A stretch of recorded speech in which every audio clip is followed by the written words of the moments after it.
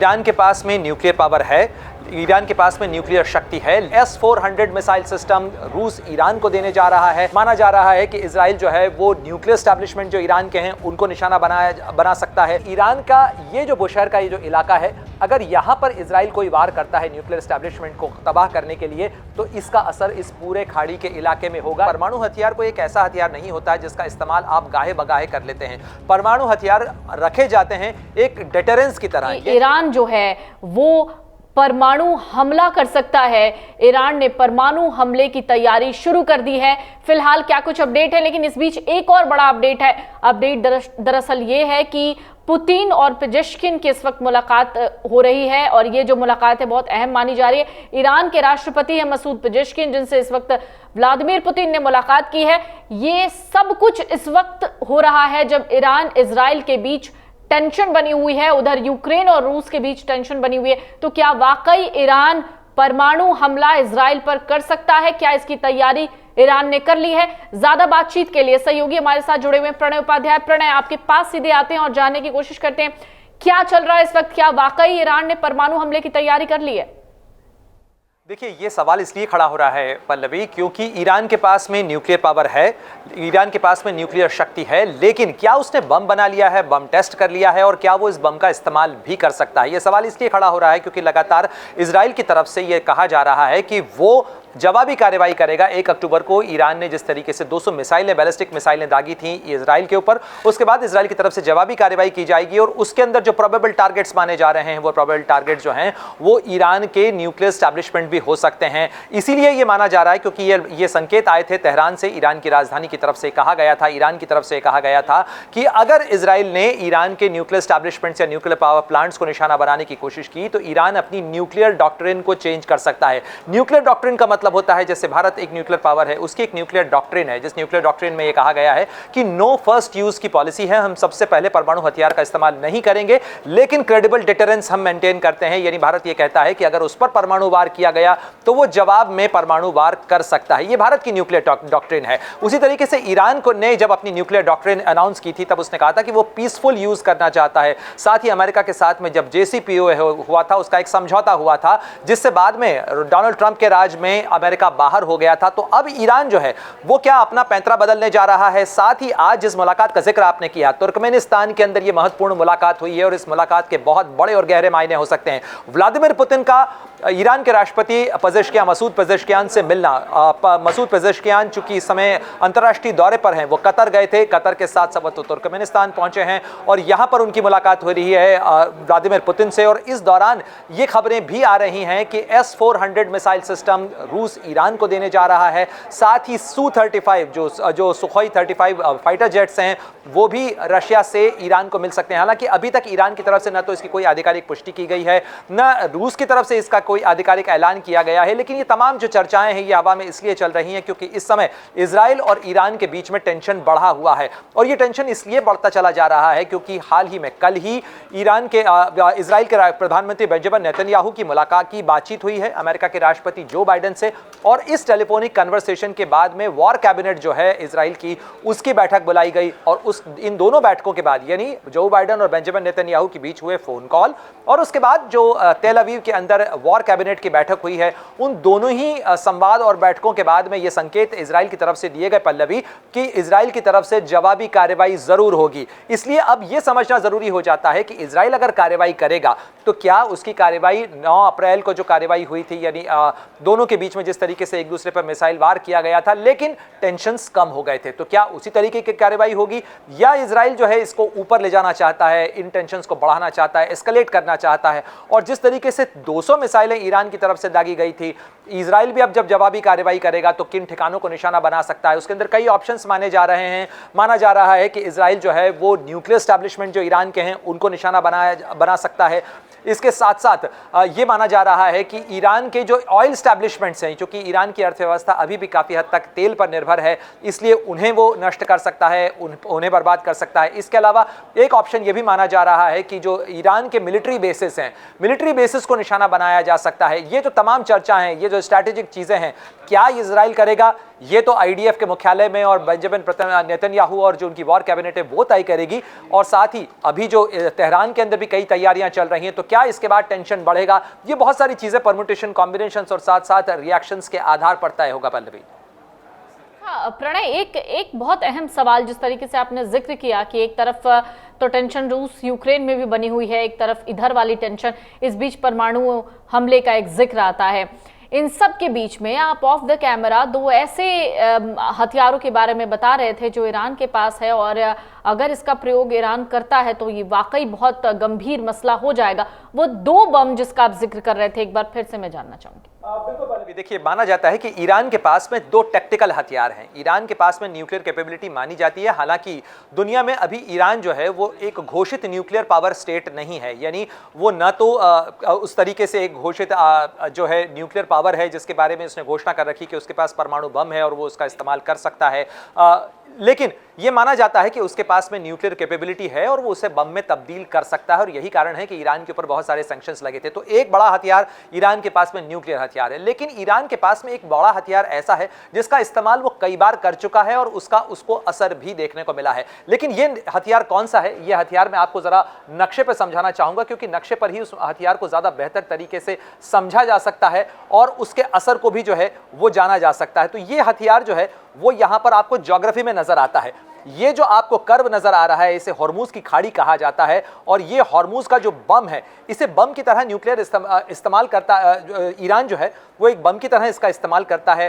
क्यों करता है, कैसे करता है, वो मैं जरा आपको यहाँ पे समझाने की कोशिश करता हूँ। ये देखिए, ये पूरा खाड़ी का इलाका है, यानी फारस की खाड़ी और ओमान की खाड़ी। ये दोनों खाड़ी जिस जगह पर मिलती है, यहाँ पर ये जो कर्व बनता है, जो यू टाइप आपको इलाका दिख रहा है, ये हॉर्मूज की खाड़ी कही जाती है। और 1980 के दशक के अंदर जब ईरान और इराक के बीच में 7 साल तक लड़ाई चली थी, तब उस दौरान भी इस हॉर्मूज की खाड़ी के ऊपर एक तरीके से ब्लॉकेड जो है वो ईरान ने लगाया था। यानी जब ईरान इस इलाके के अंदर ब्लॉकेड लगाता है, यानी इस इलाके की ज्योग्राफी को अगर आप समझें तो यहाँ पर ईरान के पास में एक नेचुरल ज्योग्राफिकल एडवांटेज है, यानी भूगोल कुछ ऐसा है, वो ईरान को एक दबदबा देता है, कि ईरान को ताकत देता है कि ईरान चाहे तो इस इलाके के अंदर आवाजाही को रोक सकता है, क्योंकि ये बहुत संकरा सा गलियारा बनता है और इस गलियारे के ऊपर ईरान की ही चौकीदारी है, ईरान की ही पहरेदारी है। और इस इलाके से गुजरता है क्या, इस इलाके से गुजरता है दुनिया का बड़ा तेल, यानी तेल का जो पूरा निर्यात होता है खाड़ी देशों से, चाहे वो कुवैत हो, चाहे बहरीन हो, चाहे सऊदी अरब हो, चाहे यूएई हो, इन तमाम देशों का जो तेल है वो यहां से निकलता है, क्योंकि अबू धाबी यहां पर है,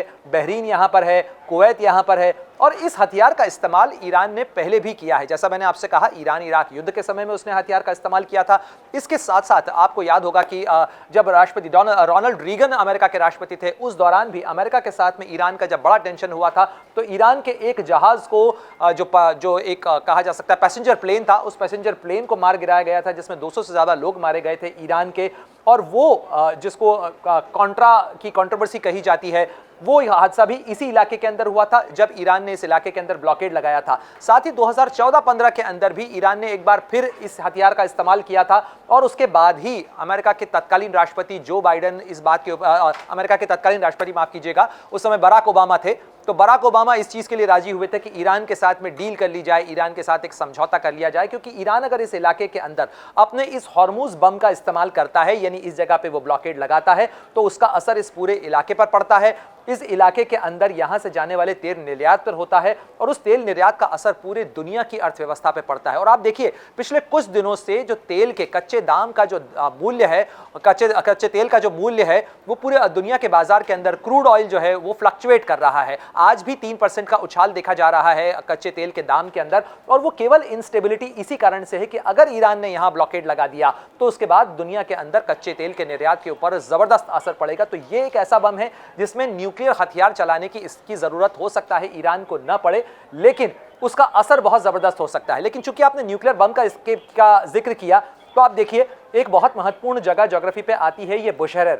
ये वो जगह है जो ईरान का एक न्यूक्लियर एस्टैब्लिशमेंट है, एक सिविलियन न्यूक्लियर साइट है, न्यूक्लियर पावर प्लांट है ये, लेकिन ये बिल्कुल ईरान की कोस्टलाइन के ऊपर है। यानी ईरान का ये जो बुशहर का ये जो इलाका है, अगर यहां पर इजराइल कोई वार करता है न्यूक्लियर एस्टैब्लिशमेंट को तबाह करने के लिए, तो इसका असर इस पूरे खाड़ी के इलाके में होगा। यानी जो अगर रेडिएशन जिसे हम कहते हैं, फुकुशिमा का हादसा आपको याद होगा पल्लवी, अगर रेडिएशन फैलता है, किसी तरीके का न्यूक्लियर हादसा होता है, तो उस न्यूक्लियर हादसे से केवल उस जगह पर असर नहीं पड़ता है, बल्कि उसका असर आसपास के इलाकों में भी फैलता है। और यही सबसे बड़ा खतरा है, यही सबसे बड़ा जो असर है वो आमतौर पर इस पूरे इलाके के अंदर होता है अगर ये टेंशन बढ़ता है। तो ये दो हथियार जिसका जिक्र मैं आपसे पहले कर रहा था, एक तरफ है न्यूक्लियर हथियार, दूसरी तरफ है ये होर्मुज का हथियार। ये दो बड़े पोटेंट वेपन हैं जिनका इस्तेमाल ईरान करेगा क्या, ये बड़ा सवाल खड़ा होता है। हालांकि अभी आप देखिए कि ईरान इस समय बहुत फंसा हुआ और उलझा हुआ है, और कहीं न कहीं जो डिप्लोमेसी की कोशिशें चल रही हैं, चाहे उनका राष्ट्रपति पुतिन से मुलाकात हो या यूएन के अंदर दिया गया पजेशियान का भाषण हो,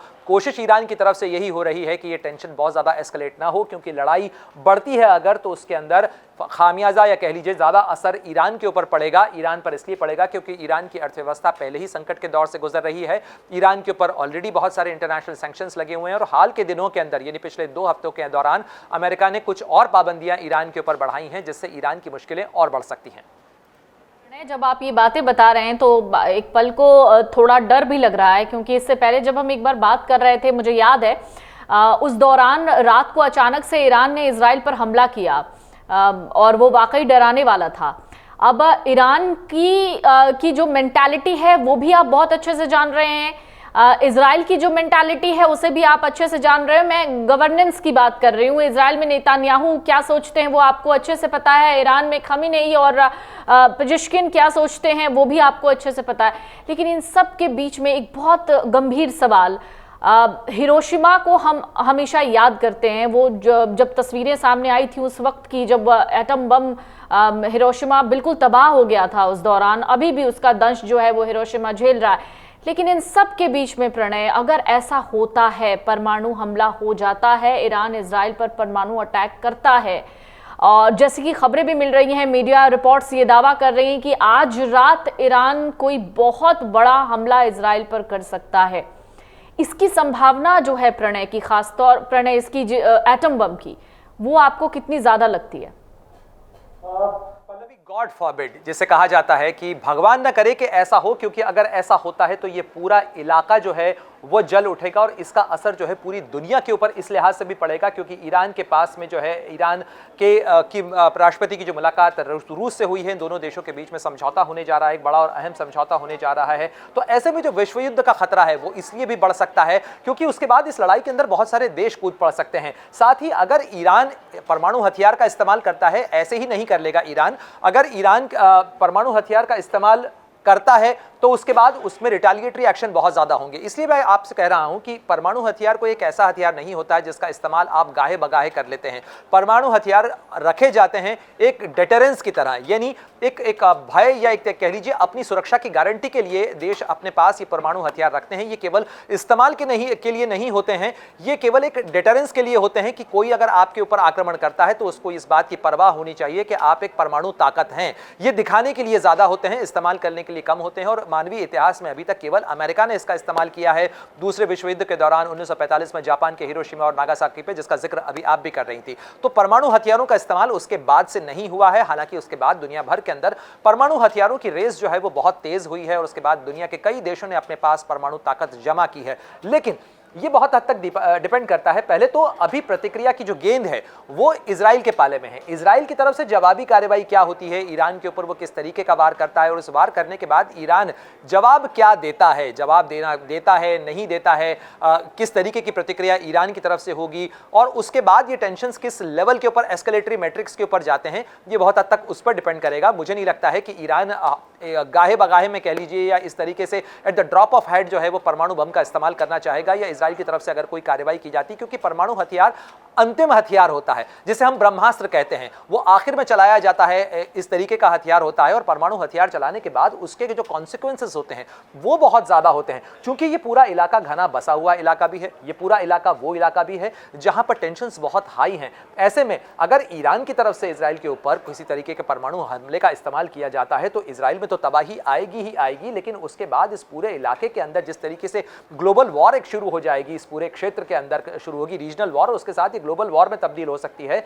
इसलिए फिलहाल ये कहना कि ईरान परमाणु बम का इस्तेमाल करने जा रहा है, ये थोड़ा जल्दबाजी होगी, ये थोड़ा ज्यादती होगी। फिलहाल परमाणु बम के इस्तेमाल को लेकर ईरान भी एक जिम्मेदार देश है, ईरान एक पुरानी सभ्यता वाला देश है, इसलिए ईरान जल्दबाजी के अंदर परमाणु बम का इस्तेमाल नहीं करना चाहेगा, लेकिन हाँ, धमकियों में वो जरूर इसका इस्तेमाल कर रहा है। और शायद यही वजह है कि ईरान की तरफ से कहा जा रहा है कि अगर उसके ऊपर इजराइल ने वार किया और खासतौर पर जो उसकी न्यूक्लियर साइट्स हैं उनको तबाह करने की कोशिश की, तो फिर न्यूक्लियर वार का, क्योंकि उसकी न्यूक्लियर साइट्स के ऊपर हमला हुआ है, इसलिए ईरान अपनी न्यूक्लियर डॉक्ट्रिन को चेंज कर सकता है। अभी भी ईरान की तरफ से आधिकारिक तौर पर यह नहीं कहा गया है कि ईरान न्यूक्लियर बम का इस्तेमाल करने जा रहा है। हालांकि पिछले 3-4 दिनों के अंदर ये रिपोर्ट्स आई कि न्यूक्लियर टेस्ट किया है ईरान ने, और ईरान जो है वो जल्दी ही घोषित करने जा रहा है कि वो एक न्यूक्लियर बॉम्ब स्टेट है। हालांकि अभी तक ईरान की तरफ से कोई आधिकारिक न तो ऐलान हुआ है, न घोषणा की गई है, न ही किसी तीसरे देश की तरफ से इस तरीके की चीजें सामने की गई हैं या कोई दावा किया गया है। अभी फिलहाल ये चीजें जो है वो इनफॉर्मल कह लीजिए, जो चैटर हम जिन्हें कहते हैं, इस तरीके की चीजें केवल चर्चाओं में चल रही है। लेकिन ये चर्चाएं इसलिए ज्यादा गंभीर और महत्वपूर्ण हो रही हैं पल्लवी, क्योंकि इस इलाके के अंदर टेंशन लगातार अब भी बरकरार है। आज हम जब बात कर रहे हैं तो ईरान ने जो इजराइल के ऊपर वार किया था उसको आज 11 दिन हो चुके हैं, 10 दिन हो चुके हैं, और इन 10-11 दिनों के अंदर जो लगातार टेंशन और आशंका का सवाल खड़ा हुआ है वो ये है कि इजराइल क्या कार्रवाई करेगा ईरान के ऊपर, और अगर इजराइल की कार्रवाई ईरान के ऊपर बड़ी होती है, भीषण होती है, तो फिर जवाबी कार्रवाई ईरान की तरफ से क्या की जाएगी। और अगर इन दोनों देशों के बीच में एक सीधी और खुली जंग होती है तो उस खुली जंग का असर इस पूरे इलाके के ऊपर क्या होगा। जैसा हम पहले भी बात करते रहे हैं, भारत का इस पूरे इलाके के अंदर बड़ा इंटरेस्ट है, भारत का मानवीय इंटरेस्ट है, क्योंकि भारत की एक बहुत बड़ी आबादी इस पूरे इलाके के अंदर, चाहे सऊदी अरब हो, यूएई हो, ओमान हो, कतर हो,